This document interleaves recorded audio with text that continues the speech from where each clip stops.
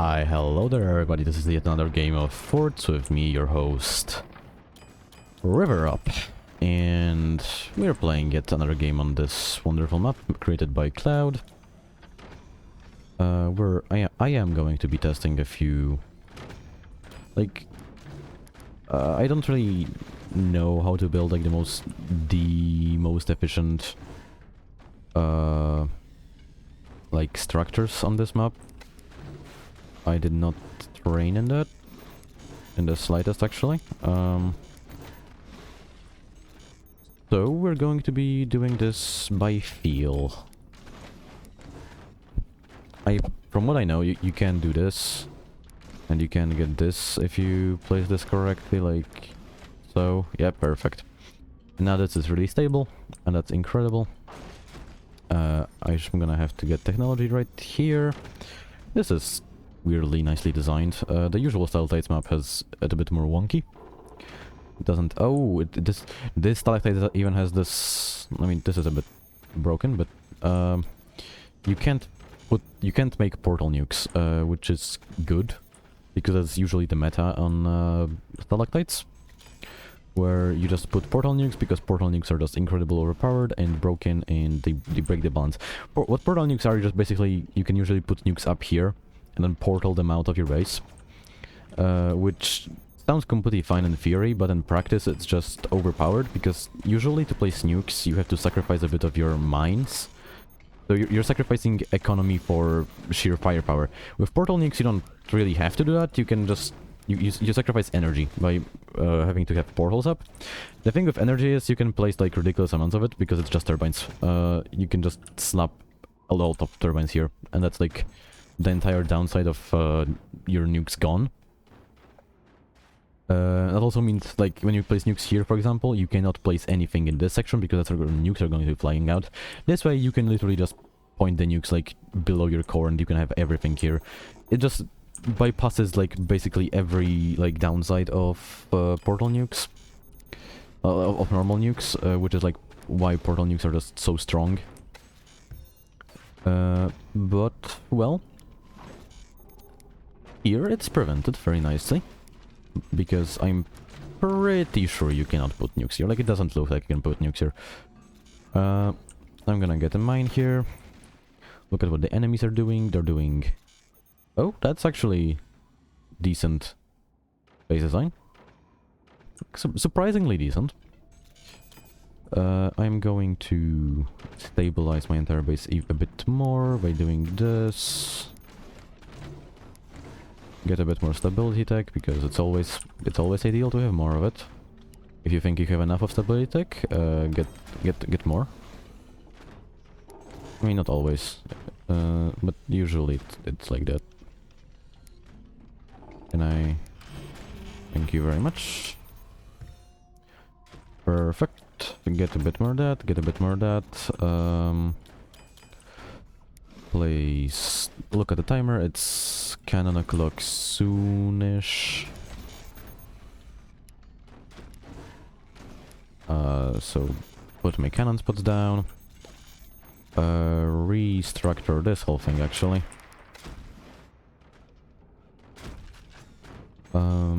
Just like this, like this.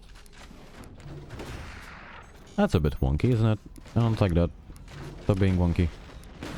Wobbly and stuff like that. That's not appreciated, that's for sure. Your base being wobbly means it's unstable. Your base should be rigid as a stone. Ideally, of course. Practically it's hard to get like that, but... Ideally, you want it to be really, really rigid. Can I not... Help. Game. Please. Please. Game. Well, that's a bit problematic. Can I not... No, actually don't delete that, just... Yeah, no, do something like this. And like this, and like this. I don't know, it's gonna be horribly designed. I don't think I'm gonna need perfectly designed bases here anyways. It's not shaping up to be this type of lobby, so I feel like I'm going to be fine here. Just with this little goofy base design. I'm gonna spam howitzers again. Howitzers are really good against people who, well, don't exactly know what they're doing. Because against like seasoned players, it usually gets shut off really quickly. Because it's enough to just place a shotgun, and the entire like howitzer strategy is just poof, gone, reduced to atoms. Because like shotguns reload way faster than howitzers, and a single shotgun can like shut down up to 3 howitzers shot in a single like shot, like if you get lucky with the shot. So it's just usually not worth it on pro players. But in this kind of situation, well shit, they're doing 20 millimeters. That is also a strategy that exists. They sure do be they sure are doing the 20 mil strategy. And fire beams. Oh, this seems to be the fire beam player from last game. Probably remained, which I respect remaining in the game. But that means I'm gonna have to protect against fire beams, which is not ideal. Just a bit more energy, and there we go. I'm gonna need to boost my energy production right like this. It seems one of my teammates is dead. It's the lower one. Of course, his death was completely like able to be. I predicted it a while ago. He was not living long, anyways. I need a lot more turbines, though. Oh, I am getting shot at.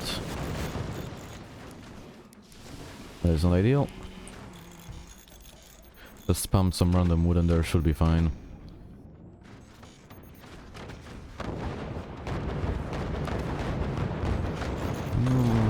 Not perfect. I would rather they didn't shoot me. But, oh well. I'll live. It's just 20 milliliters. It is really not that hard to counter it. Like, all I need to do is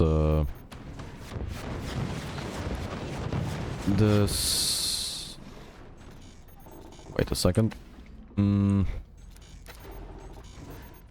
Alright, I'm gonna need to properly armor this up though, because if they shoot fire beams at it, it's gonna be annoying if I don't have it armored.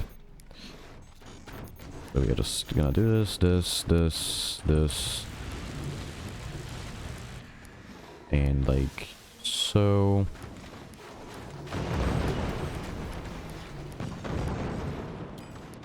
Like this to hang it up properly. And can you guys stop doing that? It's clearly not achieving your desired results. Yep, that's why I armored those howitzers up. That's exactly why I did that. I'm also playing Eagle Eye apparently, not Warthog. So that means I can store up shots. So those 2 howitzers are going to output basically 4 howitzers worth of damage in a second. Once I manage to properly armor all this stuff up, of course, but that's gonna take me a second. Yep, just do that. Repair my armor here. They're not doing much anyways. Just get a battery or 2. How much does it cost to fire this? 70 metal and 4,000. I need 16,000 energy basically. I need a bit more batteries in that case. I'm gonna get a single more one of these for the future. No, don't swing, please. Thank you very much. Get that like this. I know I'm letting my teammates very much die right now, but it's all for the sake of the great burst damage. Because now, if you look at this, they are not surviving that.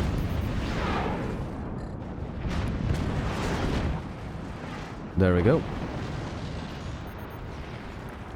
That's why burst damage is good. Now I'm going to get focused on by the enemies because, well, I wield damage.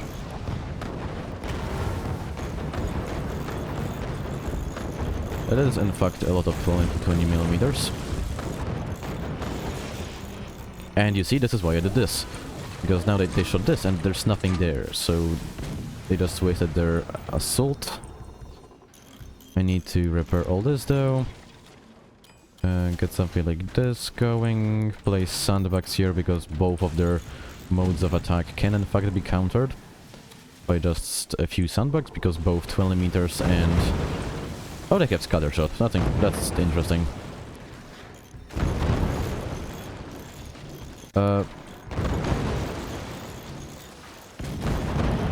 How many 20 meters do you have? Like, bro. Chill out. Like, there is no need for this much chaos in here. Let's all be civil. Alright, I'm going to shoot the lower opponent now.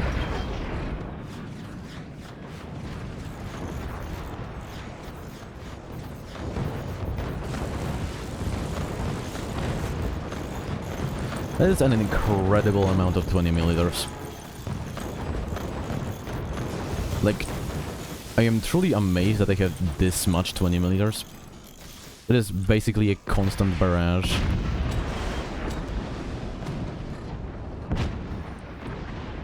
That should get rid of that though. Yeah, he should be a lot very damaged. I'm gonna have to put down some more metal, repair myself, because I have acquired a bit of damage due to all this entire assault. As much as like they're not to be damaged, it is impossible to be absolutely fine after this many 20 millimeters. Because as low damage as they are, it is still damage.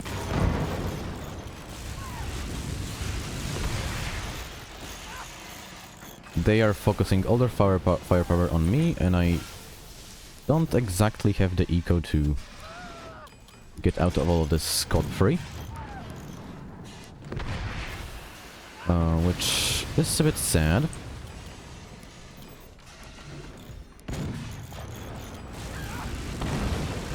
Ouchies. Holy.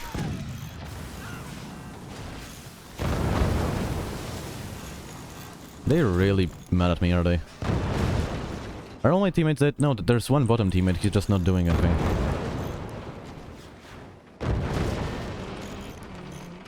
Well, that's problematic. I'm out of resources, perpetually.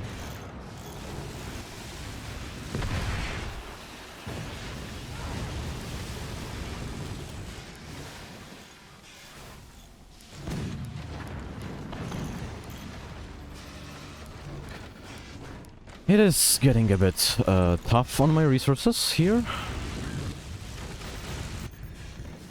Defending all of this.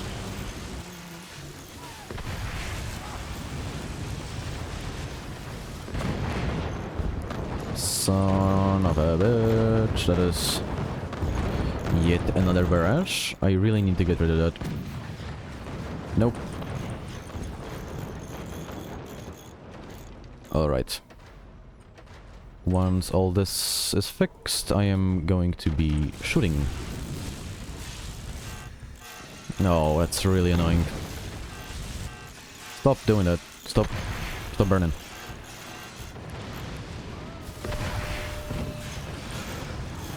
Oh my god. They're really trying to do everything. Alright. Shoot. Shoot. Shoot. Shoot.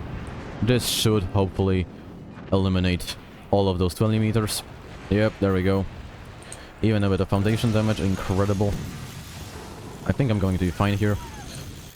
That should lessen the pressure on me incredibly so. That should mean I should be getting 3 wins now. Yep, this is the annoying player, the 20mm player, dead. This means that I am finally not getting suppressed anymore. I'm gonna remove that because cannons exist and they are very much... They can very much kill me right now. Purely because of those sandbags.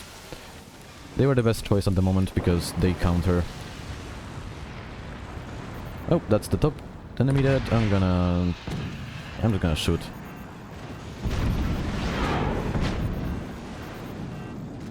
And I missed. Incredible. I'm gonna put that on. Well, he's doing his best. One fire beam isn't going to kill me though. I now have spare resources, so one fire beam is just not able to cause the damage it did before when I was getting constantly suppressed. I'm going to upgrade my eco. No, I cannot. I do not have the research for that. I'm going to fire even less powered howitzers. Hopefully. Beautifully ignited as well. Destroying a lot of stuff. That should cause him a lot of eco damage. That's fire beams gone. His energy production cut off. That's a GG. That was a pretty stressful game, honestly. Did not expect this much firepower from the enemy. I'm pretty sure at one point I was getting shot by 3 different bases worth of scatter shot. So that was pretty spicy. Let's see if I can actually kill him. This should be able to. Yep, perfect. Perfect. And that's a GG. That was, last I think, as I said, I believe that was a pretty interesting game this time. I hope you enjoyed, and I hope to see you next time. Bye bye.